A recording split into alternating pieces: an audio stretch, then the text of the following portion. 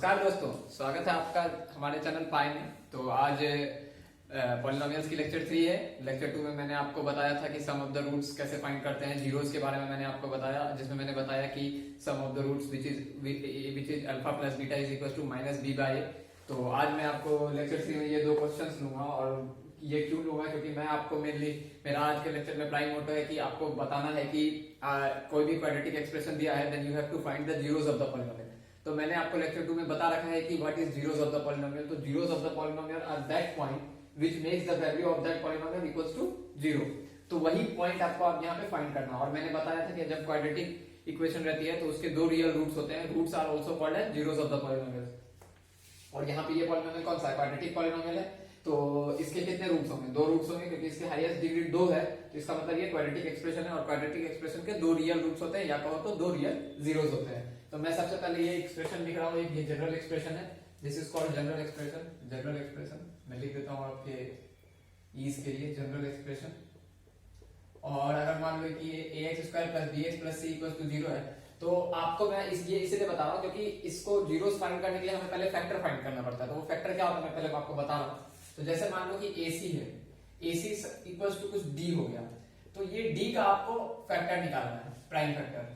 ठीक है, तो अब वो जो प्राइम फैक्टर आएगा उसको आपके दो टर्म को उसको मैनिपुलेट करना है और उससे दो टर्म निकालने हैं उस प्राइम फैक्टर के, ताकि उसका जब आप सम करो, if you sum that two term after manipulating d after manipulating the prime factor of d, that sum will be equals to b।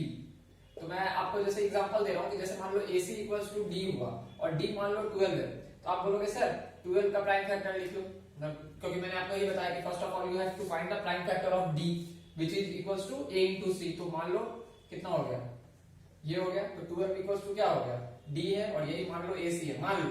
तो ये क्या हो गया, 2 into 2 into 3। तो मैं आपको क्या बोला कि अब मान लो कि एक ऐसा एक्सप्रेशन है जिसमें b 8 है।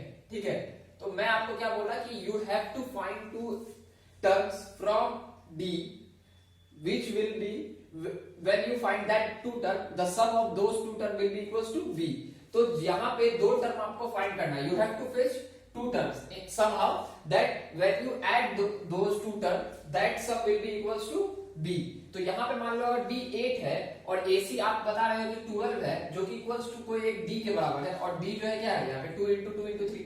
तो इससे कोई एक दो टर्म निकालो आप जो कि 8 के बराबर है। तो क्या हो पाएगा? यहाँ पे लग रहा है आपको, अगर मैं 2 into 2 लूं एक टर्म, मतलब कि 4 लूं और 3 लूं, तो 4 plus 3 करूंगा तो 7 हो रहा है, नहीं हो पा रहा, तो ये तो नहीं होगा। लेकिन अगर मैं 2 और 2 into 3 लूं, मतलब कि 2,6, तो ये हो जाएगा, क्योंकि अगर 2 और 6 को आप जोड़ोगे तो ये 8 के बराबर होगा। तो मुझे लगता है, ऐसा करता हूँ कि मैं आपको ये समझ में आया होगा। तो इस वीडियो को आप बार बार रिपीट करके इस सेक्शन को देखना, तो आपको समझ में आएगा कि मैं ऐसा क्यों कह रहा हूँ। तो जब आपको ये टर्म मिल जाएगा जहां पे कि आप इसको लिख सकते हो, तो यहाँ इसका मतलब क्या होगा कि आप जो है, अगर जब कोई टर्म आएगा, जैसे मान लो कि a कुछ टर्म है, मान लो x स्क्वायर प्लस मान लो कि 8b की जगह 8 है, 8x है, और c की जगह पे मैं डायरेक्ट 12 ही लिख देता हूँ। ठीक है, 12 इक्वल्स टू 0 है। तो अब 12 का हमने यहाँ पे क्या लिखा, ac। तो ac यहाँ क्या है, 12 है, क्योंकि c 12 है और a क्या है, 1 है, और b क्या है, 8 है। तो आपको इसी का ac का क्या निकालना है, प्राइम फैक्टर। तो प्राइम फैक्टर क्या आ गया, 2 into 2 into 3। अभी जब मैंने जस्ट बताया 12 का प्राइम फैक्टर 2 into 2 into 3 होगा।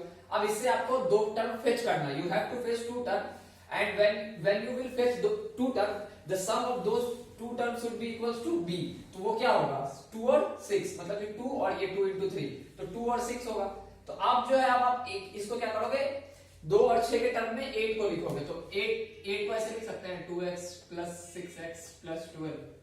तो यहां से आप इजीली फैक्टराइज कर सकते हो। तो यही है, मैं यही आपको बताना चाह रहा था कि क्यों इसको जो है b को a और c के जो प्राइम फैक्टर है उससे दो टर्म को फेच करने के बाद उसके एक्सप्रेशन में लिखना है। तो यहाँ पे मैं जैसे अगर मान लो इस एक्सप्रेशन में b मेरा 8 है, तो मैं क्यों 8 को जो है 12 के प्राइम फैक्टर के दो टर्म के फेच किए हुए टर्म के एक्सप्रेशन के तौर पे लिख रहा हूं आफ्टर मैनिपुलेटिंग। तो यहाँ पे जब मेरा b 8 है और मेरा ac 12 है, तो मैं 12 से पहले प्राइम फैक्टर निकाला, तो उसका प्राइम फैक्टर 2 into 2 into 3 है। After that, my goal is to fetch two terms, and when I sum those two terms, the sum of those two terms will be should be equals to b। और b यहाँ क्या है, 8 है। तो यहाँ पे जब मैं 12 को से दो टर्म फेच किया, तो मुझे पता चला कि 2 और अगर 6 लूं मैं और उसको सम करूं तो वो 8 के बराबर हो जाएगा। तो उसके बाद उस दो टर्म के मिलने के बाद उसको b को मतलब कि 8 को हमको उस दो टर्म के फॉर्म में लिखना है। तो यहाँ पे मैंने लिख दिया x square plus 2x plus 6x plus 12। तो चलते हैं एग्जांपल की ओर। तो यहाँ पे जैसे AC क्या है, यहाँ पे AC 12 है, तो सिंपली ये तो प्राइम फैक्टर तो आपका इसका पता है 2 6 2 3, तो क्या हो गया 12 का प्राइम फैक्टर 4 2 into 2 into 3। अब आपको यहाँ पे बोला गया है x square plus 7x plus 12, तो यहाँ b क्या है 7 है, ठीक है। तो सिमिलरली मैंने आपको पहले ही बताया कि you have to find two terms, और उस टू टर्म आपको किसी तरह से फाइंड करना है जिससे कि आप जब उस दो टर्म को फाइंड करो और उसको सम करो तो वो b के बराबर हो। तो आप किसी समहाउ इसको मैनिपुलेट करो, तो आप मैनिपुलेट करोगे तो बोलोगे कि 2 और 6 ले, अगर तो 2 6 को सम करोगे तो 7 नहीं होगा, वो 8 होगा। तो आप क्या करोगे 4 और 3 लोगे, तो 4 और 3 लोगे, 4 और 3 लोगे तो 4 plus 3 7 मोर है। तो you have to find somehow two terms, and when you sum those two terms, the sum of those two terms will be equals to b। तो यहाँ पे 4 और 3 हमने फेच किया, और when we add 4 and 3 then the sum of 4 and 3 is equals to 7। तो b के बराबर हो रहा है। तो मैं आप 7 को now we have to write 7x in the form of 4x plus 3x, क्योंकि मेरा गोल ही यही था ताकि मैं फैक्टराइज कर सकूं। तो मैं 7x को 4 और 3 के टर्म में लिखूंगा। हम फाइंड ही इसीलिए कर रहे हैं ये दो टर्म प्राइम फैक्टर से, और उसका सम हम 7 के बराबर कर रहे हैं ताकि मैं 7 को 4 और 3 में तोड़ सकूं, ब्रेक कर सकूं। तो now I have broken 7x in terms of 4x and 3x, और जब आप इसको ऐड करोगे 4x प्लस 3x तो that will be equals to 7x। तो ये आ गया। अब ये इजीली फैक्टराइजेबल है, इसमें कुछ बताने का जरूरत नहीं है। यहाँ मैंने x कॉमन लिया तो x प्लस 4, यहाँ से मैंने 3 कॉमन ले लिया, ये x प्लस 4, तो x प्लस 4 और x प्लस 3 आ गया। तो ये आपका फैक्टर आ गया ऑफ दिस पॉलिनोमियल। जैसे मान लो कि मैं इसको अगर ax लिख रहा हूँ तो ये ax के बराबर आ गया, ठीक है। मैं इस सेक्शन को रब कर रहा हूँ, फिर मैं बताता हूँ कि जीरोस कैसे फाइंड करना है। तो आप इसको बार बार वीडियो को रिपीट करके देखना, मुझे उम्मीद है कि आपको समझ में आएगी। The only thing that you have to do is to keep on practicing. The more you practice, the more you will grasp or fetch the concept. So keep on practicing. तो अब देखते हैं ये, तो x plus 4 into x plus 3 आ गया। तो ये जो है मैं यहाँ लिख रहा हूँ x plus 4 x plus 3 equals to a of x, जो कि वो x square plus 7x plus 12 के बराबर है। तो आपको जीरोस फाइंड करना है। जीरोस मींस क्या? जीरोस मींस वो वैल्यू या वो पॉइंट जो आप पॉलिनोमियल में पुट करो तो वो पॉलिनोमियल की वैल्यू वो क्या बना देता है, जीरो। तो अब मुझे इस पॉलिनोमियल को जीरो बनाना है, तो x plus 4 x plus 3 को मुझे जीरो के बराबर करना है। तो कोई भी दो टर्म जीरो कब होगा मल्टीप्लीकेशन में? जैसे मान लो मैं जीरो को किसी भी टर्म से मल्टीप्लाई करूं तो वो क्या होगा, जीरो। तो यहाँ पे जब ये दो ये टर्म 1 और टर्म 2 आपस में क्या है, मल्टीप्लीकेबल है, दोनों मल्टीप्लाई हो रहे हैं, तो both are in multiplication. x plus 4 is multiplied with x plus 3 and their multiplication result is equals to 0। तो ये किस केस में होगा, जब जीरो को आप किसी भी टर्म से मल्टीप्लाई करोगे जीरो से तो वो क्या होगा, जीरो होगा। तो इसका मतलब ये होगा या तो ये जीरो होगा, ये जीरो होगा, इसीलिए तो इसके ओवरऑल जो पॉलिनोमियल का रिजल्ट है वो जीरो आ रहा है। तो इसका मतलब या तो x plus 4 जीरो होगा या x plus 3 जीरो होगा। तो अगर मान लो x plus 4 जीरो है तो x क्या आएगा यहाँ से -4, या फिर क्या आएगा x equals to -3। तो यहाँ पे आपके दो जीरोस आ गए, -4 एंड -3। अब देखो दो जीरोस आ गए मतलब दो रूट्स आ गए। मैंने लेक्चर 2 में आपको क्या बताया कि alpha plus beta means sum of the root is equals to -b by a and alpha beta that is called product of the root that is equals to c by a। तो -b by a क्या है यहाँ पे, minus मतलब -7, b क्या है आपके पास 7 और -b मतलब -7, a क्या है 1, a यहाँ क्या है 1, तो -7/1। तो अल्फा प्लस बीटा जो है -b by a equals to -7, और अल्फा प्लस बीटा मतलब क्या होता है, सम ऑफ द रूट्स या कहो सम ऑफ द जीरोस। तो अब अगर इसको वेरीफाई करो, आपने जो आंसर निकाला है तो आपका रूट्स क्या है -4 और -3, तो आप जब इसको -4 और -3 को सम करोगे तो क्या होगा -7, तो that is equals to alpha plus beta. It means that your the answer that you have found is correct. तो ये वेरीफाई करने का तरीका भी है, तो आपको ये करना है वेरीफाई। तो यहाँ alpha plus beta is called also called sum of the roots and alpha plus beta is equals to -b by a। तो यहाँ से -b by a क्या आ रहा है -7, और जब मैंने दो रूट्स जो फाइंड किया उसको सम करो तो वो क्या आएगा -7। It means that both the terms are equal, it means that the root that you have found is correct. अब उसी तरह से अल्फा बीटा जो है क्या है, c by a है, तो c by a क्या होता है, प्रोडक्ट ऑफ द रूट। तो यहाँ c क्या है 12, a क्या है 1, और अगर आप जब इसमें करोगे प्रोडक्ट ऑफ द रूट्स तो क्या होगा 12 में होगा, क्योंकि -4 into -3 क्या होता है 12। इट मींस दैट कि दोनों तरीके से आप देख रहे हो आपके आंसर बराबर आ रहा है। It means that the answer that you have found is completely और totally correct. So in this way you can verify your answer too. तो आप चलते हैं इसके तरफ। तो यहाँ पे अगर मैं देखूं तो यहाँ पे आपका मैं सबसे पहले ए लिखूंगा। ए क्या है √3, बी क्या है -8 और सी क्या है 4√3। तो मुझे तो कुछ नहीं पता, मुझे एक वही तरीका पता है कि AC क्या हो जाएगा 4√3 इंटू √3, ये क्या हो गया 12। अब B क्या है मेरा -8, इसका मतलब कि मुझे 12 को इस तरह से प्राइम फैक्टर के टर्म में लिखना है और उसके दो टर्म को निकालने हैं जिसके कि जब मैं सम करूं तो वो किसके बराबर है -8 के बराबर। तो 12 का मैं सबसे पहले प्राइम फैक्टर लिख देता हूं, तो 2 इंटू 2 इंटू 3 होता है। तो अब मुझे ऐसे टर्म फाइंड करने हैं जिसमें से कि जब मैं उसको सम करूं तो वो -8 के बराबर आए। तो -8 कब आएगा, जब मैं -6 और -2 लूंगा, क्योंकि जब आप -6 और -2 लोगे तो उसका जब आप मल्टीप्लीकेशन करोगे तो वो तो 12 होगा ही, -6 इंटू -2 -12। और जब आप दोनों को ऐड भी करोगे तो वो -8 के बराबर होगा। आशा करता हूं कि आपको समझ में आया होगा। तो ये यही तरीका है ये। तो मैं फिर से एक बार रिपीट कर देता हूं कि AC यहाँ क्या है 4√3 into √3 that is equal to 12। अब आपको 12 को इस तरह से प्राइम फैक्टर में निकालना है और उससे दो टर्म फेच करने हैं कि जब आप उसको सम करो तो वो -8 के बराबर आए, ऑल्सो जब आप उसको प्रोडक्ट करो तो वो 12 के बराबर भी रहे। जैसे इस केस में भी यहाँ पे जब मैंने निकाला था 4 और 3, तो आप जब इसको प्रोडक्ट कर रहे हो तो 12 के बराबर तो आ ही रहा है, मतलब कि AC के बराबर, और जब सम करो तो वो B के बराबर होना चाहिए। तो हर केस में आपको यही करना है कि आपको वो दो टर्म फाइंड करने हैं जब आप उसका सम करो तो वो B के बराबर हो और जब आप उसका प्रोडक्ट करो तो वो AC के बराबर हो। तो हियर यहाँ पे AC के बराबर हो रहा है कि नहीं, यहाँ AC क्या है आपका 12। तो जब मैं -6 और -2 फेच करता हूँ तो उसमें आप जब प्रोडक्ट करोगे तो AC इक्वल्स टू 12 और -6 multiplied by -2 is also equals to 12, it means it is good. और जब मैं इसको ऐड करूं तो ये -8 हो रहा है और ये B के बराबर है, it means it is also good. तो मतलब आपके दो जो ये टर्म होंगे वो -6 और -2 होंगे। इसका मतलब आपको -8x को -6 और -2 के टर्म में लिखना है। तो आप कैसे लिखोगे √3x² -6x -2x plus of 4√3। Common ले लो आप यहाँ पे √3x, तो क्या आ जाएगा x माइनस ऑफ 2√3 माइनस यहाँ से 2 कॉमन ले लो x माइनस ऑफ 2√3। तो आपके ये क्या हो गया x माइनस ऑफ 2√3 और क्या है √3x माइनस ऑफ 2। तो ये इजी है कि आपको आप जीरोस फाइंड करना है यहाँ से। तो आप मुझे लगता है कि मैं आगे नहीं बताऊंगा, आप खुद से फाइंड करो। और क्योंकि इसमें जीरोस फाइंड करना काफी इजी है, मैंने अभी जब बताया जब दोनों टर्म इक्वल टू 0 होंगे तो या तो ये 0 होगा या तो ये 0 होगा, उससे आप जीरोस फाइंड कर लेना। और also at the same time you have to verify your answer too. तो वेरीफाई करने के लिए सम ऑफ द रूट्स क्या होते हैं -b/a, और उससे जब आप दो रूट्स निकालोगे तो वो इक्वल होना चाहिए। उसी तरह से similarly product of the roots क्या होते हैं c/a। तो in this way you can verify your answer too. तो आप इसको वेरीफाई कर लेना। तो मेरा मेन मोटो ये था समझाने का कि आपको ये फैक्टराइज क्यों करना है। फैक्टराइज क्यों करना है, क्योंकि you have to factorize it just to find the zeros of the polynomial. और फैक्टराइज करने का ट्रिक क्या है, फैक्टराइज ट्रिक करने का ट्रिक ये है कि आपको पहले AC फाइंड करना है।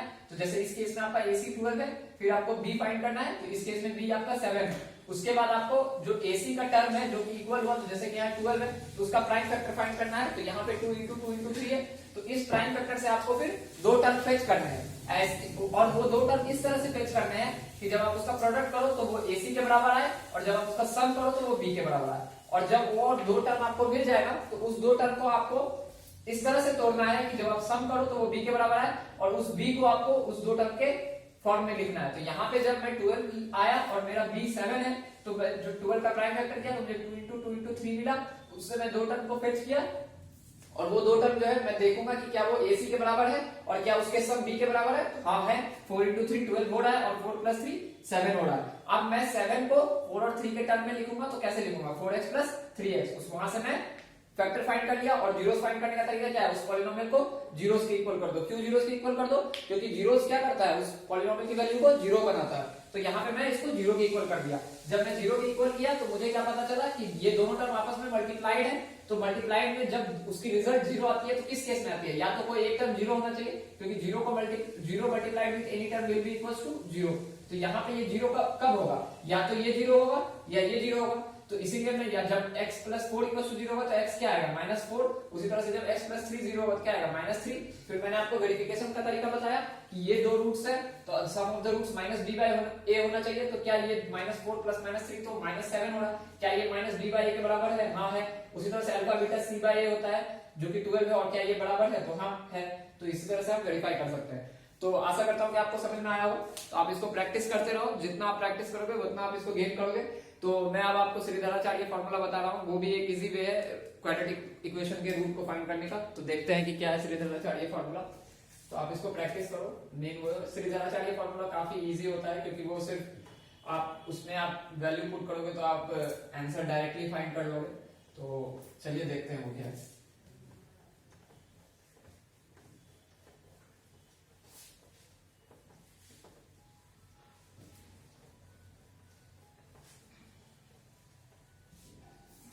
तो जैसे मान लो कि ये दो आपको, ये एक जनरल एक्सप्रेशन है, quadratic expression ax square plus bx plus c।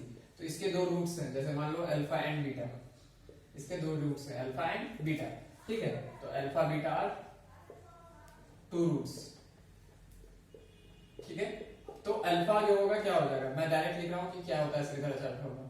तो अल्फा जो हो जाएगा minus b plus root under b square minus 4ac upon 2a हो जाएगा। सिमिलरली बीटा क्या हो जाएगा, minus b minus of root under b square minus 4ac upon 2a हो जाएगा। तो this is called Shridharacharya formula and this is only applicable for quadratic expression. तो इस तरह से आप दो रूट फाइंड कर सकते हो, जिसमें कि एक रूट अल्फा है और दूसरा रूट बीटा है। तो ये मेनली क्वाड्रेटिक एक्सप्रेशन में रहता है। जब आपका इस फॉर्म में रहेगा, आपका कोई भी quadratic expression which will be in the form of ax square plus bx plus c, then that quadratic expression will have two real roots and those two real roots will be equals to minus b plus minus root under b square minus 4ac upon 2a। तो मैं आपको एक example के तौर पे भी दिखा देता हूं। जैसे मान लो कि आप x square plus of 7x plus 12 उसी का इसके को जब मैंने शुरुआती लेक्चर में बताया था तो इसके दो रूट्स आए थे -4 और -3। तो चलिए देखते हैं कि इससे आता है कि नहीं। तो इसमें a क्या है 1 है, b क्या है 7 है और c क्या है 12 है। तो आप इसमें आप फॉर्मूला में पुट करो तो अल्फा क्या आना चाहिए, आप अल्फा में पुट करो तो माइनस बी मतलब -7 plus of root under b square means 49 minus of 4 into a is 1 into c is 12 upon 2a means 2। तो -7 plus of root under 49 minus of 48 upon 2। तो -7 प्लस ऑफ 1/2 तो -6/2 मतलब कि -3। तो एक रूट तो आ गया -3 जो कि है भी यहाँ पे पहले से। सेकंड रूट आप फाइंड कर लेना, यहाँ पे आप माइनस पुट करके तो definitely that will be equal to -4। तो इट मींस कि ये फॉर्मूला एप्लीकेबल है और ये जनरल फॉर्मूला है, आप किसी भी तरीके से निकाल सकते हो। तो अगर आपको कभी कठिनाई होती है फैक्टर फाइंड करने में तो आप बिना हिचकिचाहट के without any hesitation you should go for this formula and you will get your answer. तो आप इस तरह से भी फाइंड कर सकते हो। लेकिन अगर आपको एग्जाम में पूछा गया कि you have to find the zeros by factorization method, then you have to adapt this approach। अगर एग्जाम में कुछ नहीं बोला गया है तो then you can adapt this approach too। तो आशा करता हूँ कि आपको ये लेक्चर समझ में आया होगा। So keep on practicing because maths is all about practice। तो आप लोग तब तक के लिए अपना ध्यान रखिए। तब तक के लिए नमस्कार और बाय।